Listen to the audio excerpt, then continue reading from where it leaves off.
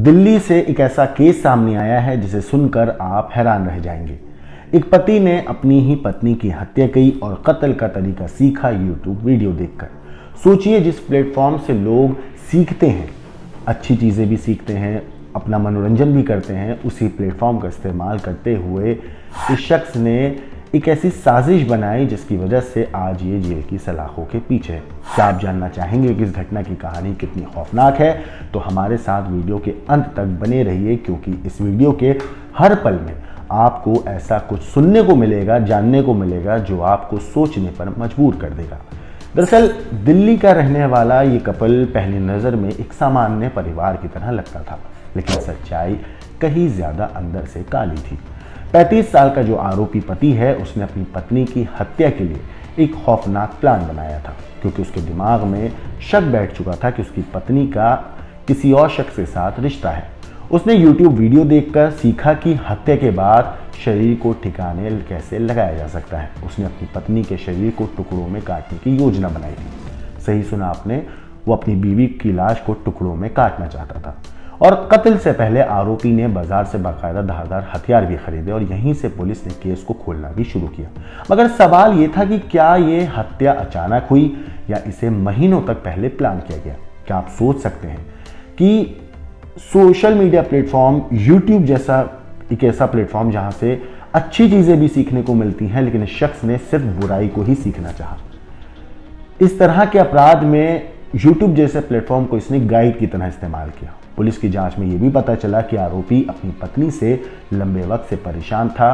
परेशान इसलिए था क्योंकि उसको लग रहा था उसकी बीवी का किसी से अफेयर है। तो उसने YouTube पर कई वीडियो देखे जिनमें शरीर को ठिकाने लगाने के तरीके बताए गए थे। लेकिन ये कहानी वहीं ख़त्म नहीं होती है। पुलिस को घर की तलाशी में उन धारदार हथियारों के साथ साथ कुछ नोट भी मिले, जिनसे आरोपी का मकसद और साफ हो गया। और सबसे चौंकाने वाली बात यह थी कि हत्या के बाद आरोपी ने एक पूरा प्लान तरीका बना रखा था बचने का।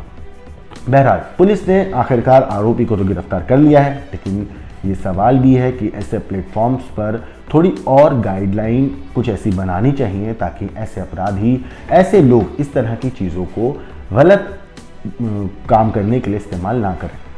अगर इस केस के बारे में हम बात करें तो आपको बता दूं, ये पूरा मामला दिल्ली के डाबरी में हुआ था शुक्रवार को, जब बंद कमरे में बेड के अंदर से एक महिला की लाश पुलिस को बरामद हुई। इस मामले में द्वारका जिला पुलिस की एंटी नारकोटिक सेल ने मरहूम के पति धनराज को गिरफ्तार कर लिया है। आरोपी अपनी पत्नी दीपा चौहान की हत्या के बाद उसकी लाश को टुकड़ों में काटना चाहता था, लेकिन वो ऐसा करने की हिम्मत नहीं जुटा पाया और फरार हो गया था। पुलिस ने आरोपी धनराज के पास से 3 फोन भी बरामद किए। फिलहाल पुलिस उससे पूछताछ कर रही है। इस पूरे मामले पर पुलिस का कहना है कि 3 जनवरी को दीपा चौहान नाम की महिला का शव सड़ी गली हालत में उसके घर के अंदर बेड से मिला था। जो महिला थी उसके मुंह पर टेप बंधा हुआ था, हाथ पैर भी बंधे हुए थे। जांच के बाद पता चला कि उसका पति फरार है। पुलिस ने महिला के पति के पिता के बयान पर मामला दर्ज किया और पति की तलाश शुरू करी। स्थानीय पुलिस के साथ जिले की कई टीमों को जांच में लगाया गया। एंटी नारकोटिक सेल के इंचार्ज इंस्पेक्टर सुभाष की टीम ने जांच में पता चला कि आरोपी ओला उबर में बाइक चलाता था। इसके बाद उसके अकाउंट मोबाइल की जांच की गई। ये भी पुलिस अधिकारियों ने यह भी कहा है कि हत्या के बाद उसने 3 जनवरी को जनकपुरी में एक UPI भुगतान किया था। आरोपी के रूट का पीछा किया तो पता चला कि वो सराय काले खां ISBT की तरफ गया था। जांच में पता चला कि उसने नया मोबाइल और नया सिम कार्ड खरीदा है। नए नंबर की लोकेशन पंजाब में ट्रेस की गई, जहां पता चला कि वो दिल्ली की तरफ आ रहा है। पुलिस ने उसे रास्ते में ही उसके बाद दबोच लिया। पूछताछ के दौरान आरोपी ने यह भी बताया कि अब उसने ये पूरी चीज़, मारने का तरीका, लाश काटने का, जो भी उसने अपराध करने का तरीका था, उसने YouTube पर वीडियो देख और शव को टुकड़ों में काटने की योजना बनाई थी, जिसके लिए उसने अपने दोस्त की मदद भी मांगी थी। हालांकि जो उसका दोस्त था उसने उसका साथ देने से साफ मना कर दिया था। इसके बाद 3 जनवरी को वो लाश को काटने के लिए सामान खरीदने आगरा जाता है, मगर वापस वो फिर उसके बाद दिल्ली आ गया। रात को वो जयपुर गया। उसके बाद 4 जनवरी दोपहर को वो वापस दिल्ली लौटा और फिर वहां से अमृतसर चला गया। फिर 5 जनवरी की देर रात वो अपनी पत्नी के दोस्त की हत्या करने के लिए अमृतसर से वापस दिल्ली आने के लिए निकला था, लेकिन पुलिस ने उसे दबोच लिया।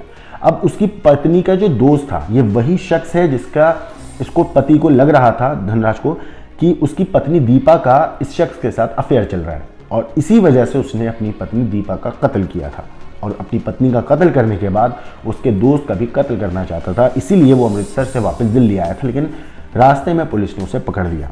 बहरहाल आरोपी ने पूछताछ में बताया कि उसकी खुद की कमाई काफ़ी कम है और पत्नी निजी कंपनी में काम करती थी और घर का सारा खर्च उठाती थी। दीपा का एक दोस्त था जिसको लेकर आरोपी को शक था।